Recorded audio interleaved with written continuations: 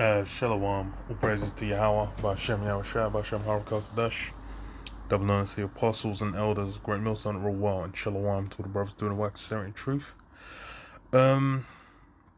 Just saw this story, man, and it's clearer, it's evident that this place is done out, man. It's the dream is dead,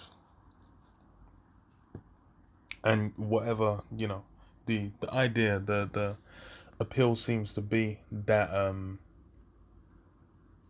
there's gonna be some way, means by which this is gonna get brought back. That spirit that Trump came under, make America great again. That ideal that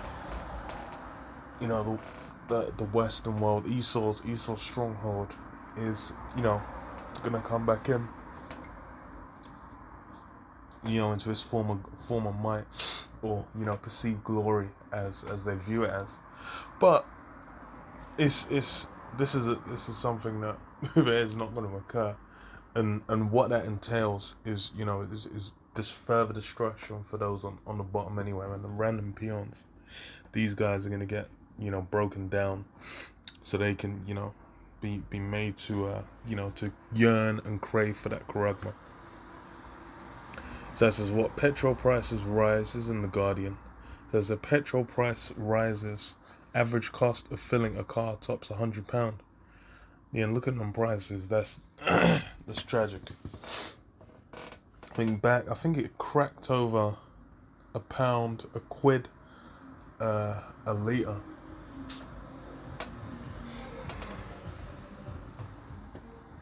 I think early 2000s. It was like 20 odd years ago, man. And now that shit has hit double. and it's funny because the means by which that's gonna go back, bro, it don't even exist. It's a mess. It's peak. So the RSC calls it a truly dark day, as latest increase puts cost of filling typical 55-litre family car at £100, 27 pence. The average cost of filling a typical family car with petrol has exceeded £100 for the first time on what was labelled a truly dark day for drivers. Figures from data firm Experian Catalyst show the average price of a litre of petrol at UK forecourts reached a record £182.03 on Wednesday.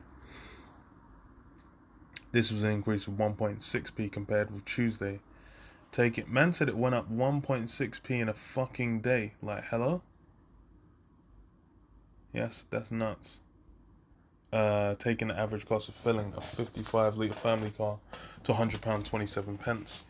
The average cost of a litre of diesel on Wednesday was 188.1p, meaning to fill up a tank of diesel would set a driver back 103. And that's what a lot of the vans, a lot of the lorries, that's what they use. Bruv, it's and this is a global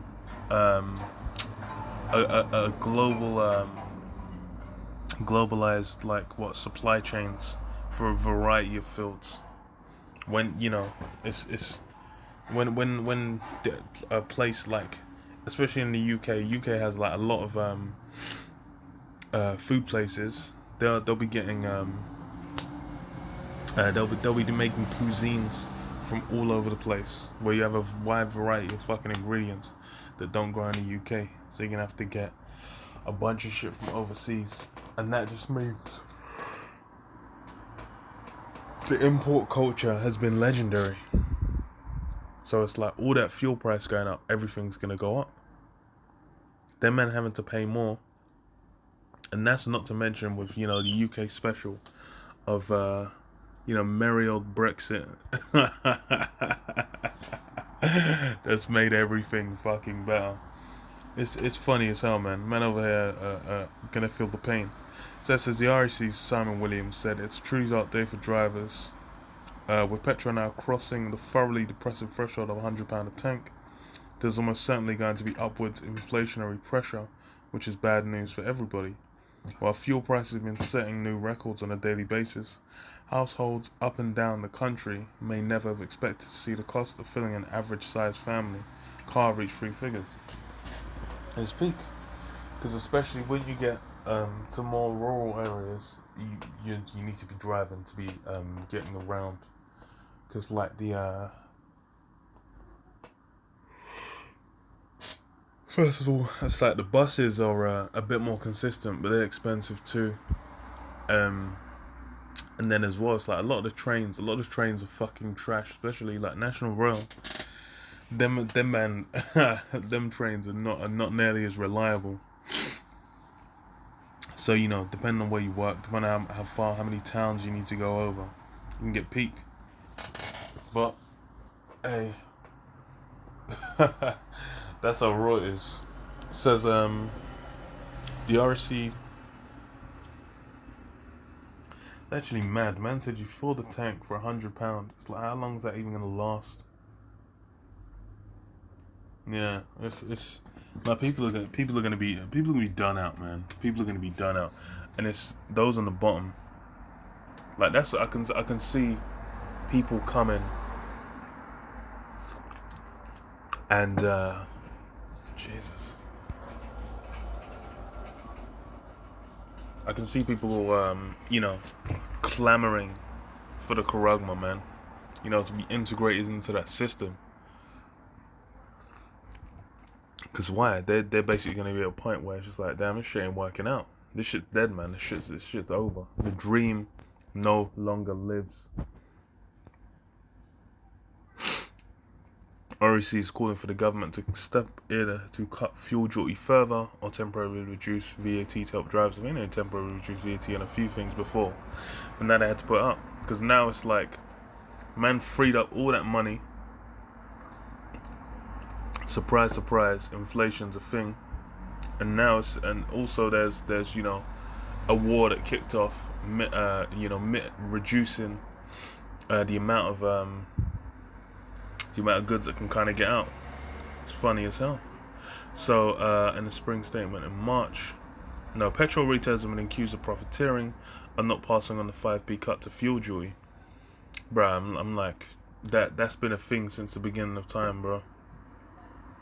I remember when they cut load VAT and the price didn't change.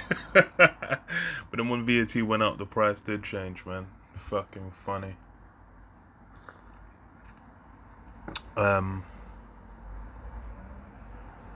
the person introduced by Chancellor Rishi Sunak in a spring statement in March, the Business Secretary Kwasi Kwarteng has urged retailers to pass on the cut and asked the Competition and Markets Authority to examine the issue, with a potential formal investigation looming.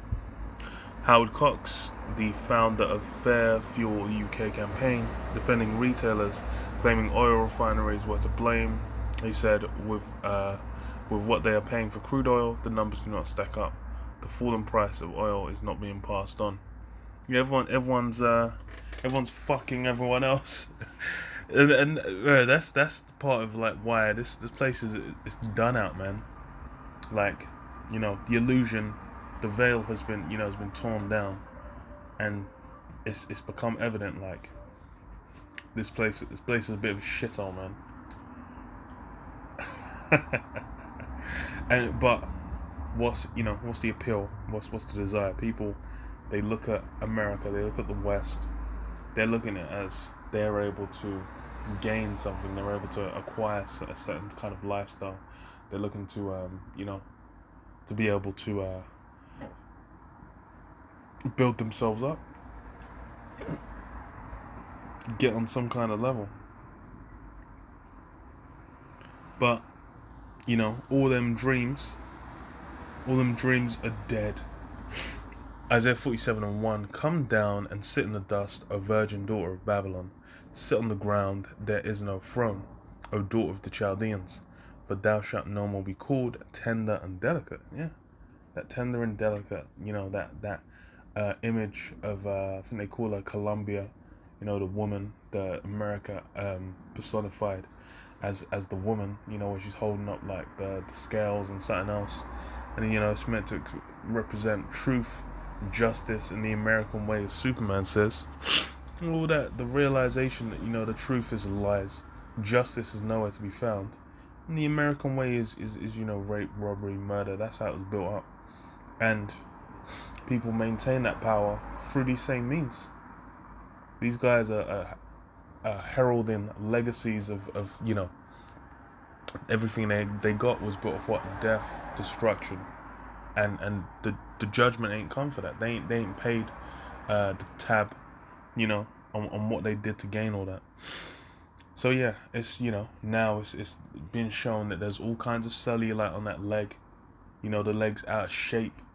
It's the nails are crusty as hell. The foot's dry as fuck.